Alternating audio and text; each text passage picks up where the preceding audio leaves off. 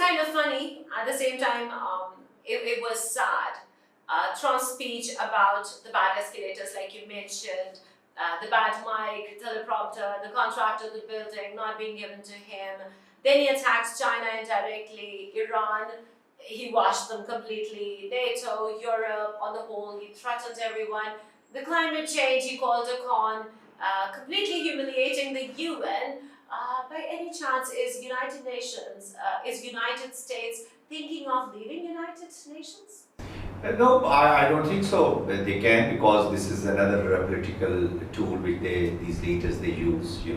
Sometimes they need to have a cover like deployment in Iraq or deployment in Afghanistan. So they had that legal political cover which was given to them by United Nations.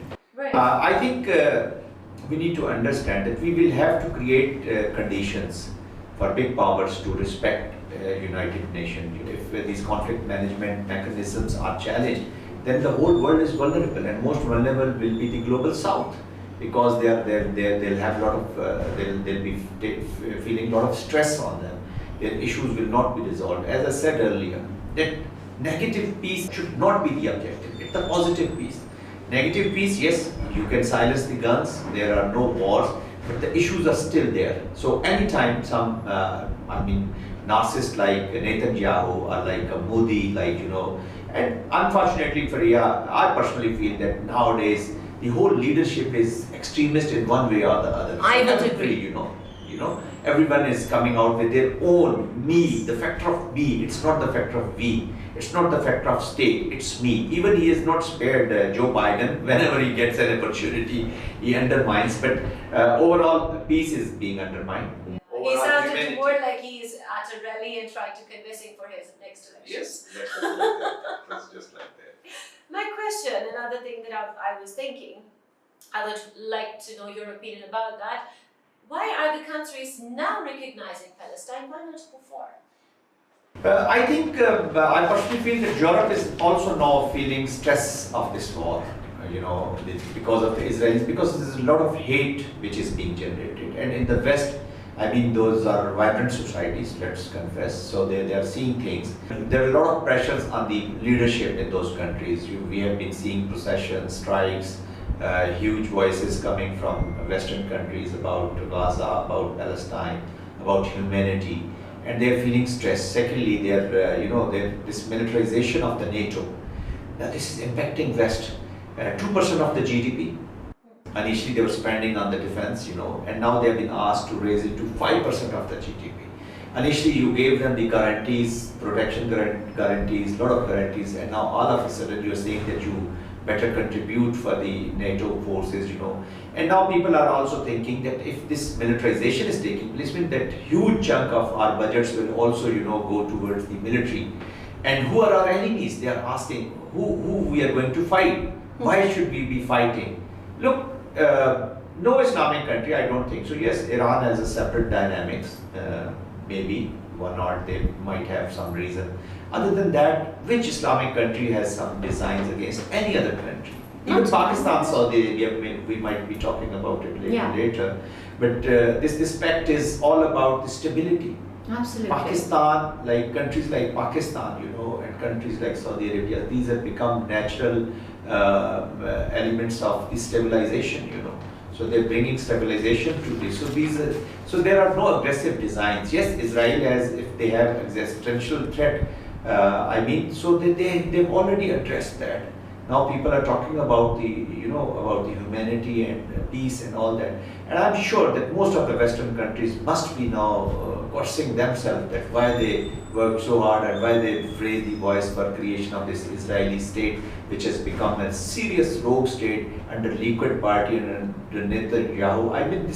This is unbelievable. People must forget once they compare them, must be comparing once Netanyahu with Genghis Khan and people like that. So he's much more than what we have read about the people, So there is a stress in the West, there is a stress in the Middle East is in the war. Global South is under a lot of economic political coercion. There's a lot of economic political coercion going on. people are seriously thinking to pivot toward China or Russia maybe. So politics is, also getting into the act. I think multilateralism is at the rise. There is a multilateralism, but as far as maybe in the economic political domain, yes, there things are happening. Even they have sold the the crop for the China pivoting in Middle East. Although this is not a, the strategic culture in Middle East is a little different. They are more biased towards West and United States of America. That's the culture over there with this leadership. But amongst the people of Middle East, now they are seriously thinking about pivoting toward China and all that. So multilateralism is increasing. It's at the rise. But as far as the military might is concerned, so still there is a lot of asymmetry between United States and and then considering the past experience. By the way, since Americans' involvement in Iran, since I've stopped predicting about the military situation being analyzed, because one day I was sitting on one of the Pakistani media channel, and we were commenting on this Iranian attack on Qatar, and then we were giving our analysis and the future unfolding. And all of a sudden, even during that beeper, that was a little longer beeper, during the beeper I got the news that there is the ceasefire has been agreed. So every morning, what I do is I go to the Twitter and just see that, so on the social truth maybe, what has come out of the White House, because every morning I have a new strategic situation. So predicting what is going to happen in the future, it's very difficult. But as far as military is concerned, Faria, I think there's asymmetry. America is still a big power, big might. And they are in habit of creating a conflict. They have a habit of creating a casus belli for a conflict, for deployment. Now again they're talking about the Bagram, where this wasted 20 years, They wanted embarrassed. They went out. So wherever United States will go, they will create chaos, confusion, and the region will be more destabilized. But still, I would say that there are military power and still a lot of time to go. At least I'm not foreseeing in a decade or so that you'll be overpowering. Yes, China has showcased their power, their might on this trade that has its own significance.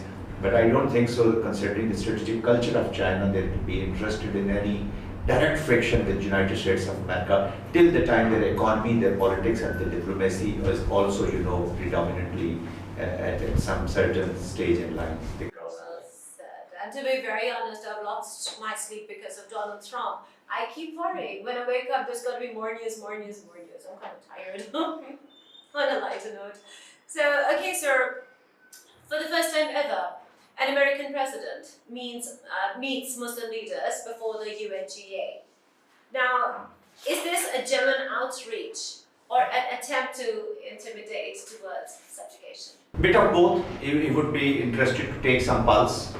He would be interesting to assess where is United States, what are thinking about United States, what are the requirements of these Muslim countries, what are they looking at as far as United States are concerned. Then he must have shared his views.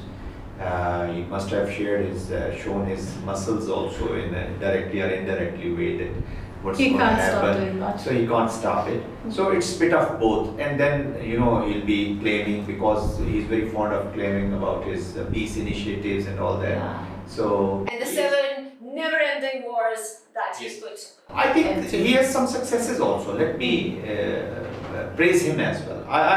Personally, I am a big fan of President You are? Trump. In a way, that whatever he's saying, whatever he has said in the campaign, whatever he is saying, he's doing that. Right or wrong is something else. True. So he's not hiding. True. Whatever he has claimed to make, if he can dump Elon Musk, his very close buddy, so he can dump anyone. That's why I say that I sometimes praise him, because whatever he's heuristic, whatever personality he has, but he's showing it. He's Trump. That's why we all are using this Trumpization of the world and all that. So he's putting every card on the table. He's not holding his horses back, Yeah. So, and then now it is your personal diplomatic political finesse Now you have to also, you have to react to his whatever he is doing. Nobody is stopping you to take measures. Nobody is stopping you to come out with better policy options. Nobody is stopping you to put your board a little better. You have to play better if you have to survive in the world. You don't stop pushing everything to the Trump and the Israel and the hegemons and all that. I am interested in our plans, in our planning, in international application. If West has come to recognize Palestine, now come out with the plan for how to follow it. You know it that United States will veto this. Absolutely. You know that Israel will stay out. You know that Netanyahu has very clearly announced that there can't be a Palestinian state. So now you have to come out with more, concrete measures. Who is stopping you? You can be better mind. You are better mind. You are better equipped. So deterrence. You see, to keep your sovereignty and your deterrence, you have to be powerful in all domains. Absolutely. Coming to the Saudi Arabia, Pakistan and the nuclear umbrella. According to Khwaja Asif, the defense minister, he said that Pakistan will be providing the nuclear arsenals as well for protection. Is it true? Freya, I should not be commenting on this, but I don't think so. It's not like that. I don't know from where this statement has come. Nuclear asset is not, number one, it's not the weapon of war. Number two, it's the nuclear assets are the national assets. So even if you are in the best of the best strategic alliances, your nuclear assets are not for someone else. Pakistan nuclear assets are only meant for our good friend Modi and his country. So whenever they will test us, we will go to any extent. And in all domains, So Pakistan nuclear assets are for Pakistan. Yes, we have a strategic defense, mutual defense cooperation. It is in all other domain. It's an overarching. We already had this mechanism. Yes. We have a protocol, 1982 protocol. So it has been more formalized. But this strategic partnership is all encompassing. Maybe less nuclear in a short, I would say. Rest, it is overarching. It has geoeconomics in it, it has geopolitics in it, it has military to military cooperation, which is the major cooperation against the mutual threats, against the threat to the sovereignty of both the countries, to threat to the freedom of both the countries, and threat to our two holy mosques. They're very important to us. And finally, it is people-to-people contact. So it is bottom to top sort of a thing, where the people of both the countries are standing with the decisions which are made by the leadership. We have been seeing like Pakistan, American strategic partnership once this application of Afghanistan was going on. So the leaderships were probably, but the people of Pakistan, all of them were not, they were not having confidence in this kind of a strategic partnership. They were not considering this as our own war. And still there are political voices in Pakistan. We still consider that this war has never been ours. Though I have no doubt that this was a Pakistan's war, because they were attacking us. They were attacking our sovereignty. They are attacking our sovereignty. This has always been our war. But anyways, there is a large section of people, they don't believe. So in this Pakistan-Saudi context, this is all. But as far as nuclear is concerned, there shouldn't be any doubt. For Pakistan. Pakistan is a responsible nuclear state. Our nuclear assets are very secure and safe, and probably this will not. But anyway, you can't say in the future how it develops, because, as I said, the Hindu Zionism, the Hindu extremist, and the Jewish Zionism, the Jewish extremist. This is not only, the people, they coin Islamic terrorism terms, the Mujahideens and all that. So this is a Hindu terrorism also. Absolutely. There is a Jewish terrorism also. There is a Christian terrorism also. So don't relate this terrorism as terrorism. It has nothing to do with religion or a state or But there are states who are using religion in their terrorism. What is going on in India? The RSS mentality. What is Hindutva? And what is Mudutva? This is Hindutva plus. Mr. Modi, his Mudutva is little more dangerous than Hindutva. Because Hindutva, achieving the objectives of greater India, Akhand Bharat, is also residing with the Congress as well.